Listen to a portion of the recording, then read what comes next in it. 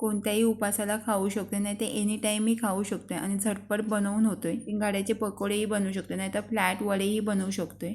शिंगाड्याचं पीठ 2 ते 3 चमचे, एक मिरची बारीक चॉप केलेली, सेंधा मीठ, मिरी पावडर. जर तुम्ही उपासाला कोथिंबीर आणि जिरा जर खात असाल तर मिक्स करून घ्या. मी कोथिंबीर मिक्स करून घेतले. आता थोडा पाणी मिक्स करून घ्यायचं. जास्तही पाणी ओतून नाही एकदाच घ्यायचा. थोडा पाणी मिक्स करून जास्त पातळही पीठ करून घ्यायचं नाही. शिंगाड्याचं पीठ 5 मिनटं साईडला फुगत ठेवायचं आहे.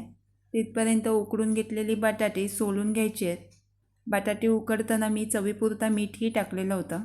तुम्ही कच्चे बटाटेही घेऊ शकता. मी उकडून बटाटे घेतलेले आहेत. बटाटे मॅश करून घेतलेल्या बटाट्यांमध्ये कोथिंबीर मिक्स करून कच्च्या बटाट्यांचे जर पकोडे केलेत तर बटाटे स्लाईस करून घ्या पातळ. उकडलेले बटाट्यांचे मी फ्लॅट असे वडे तयार करून घेते.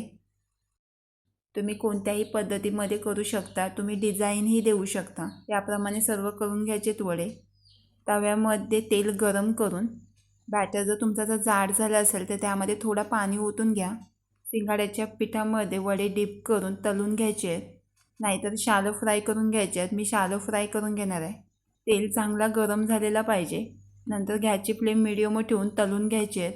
शॅलो फ्रायही करून घेतलेत मी. शिंगाड्याच्या पिठाला कुट्टूचा आटाही म्हणतात. वडे उलटापलट करून घ्यायचे आहेत.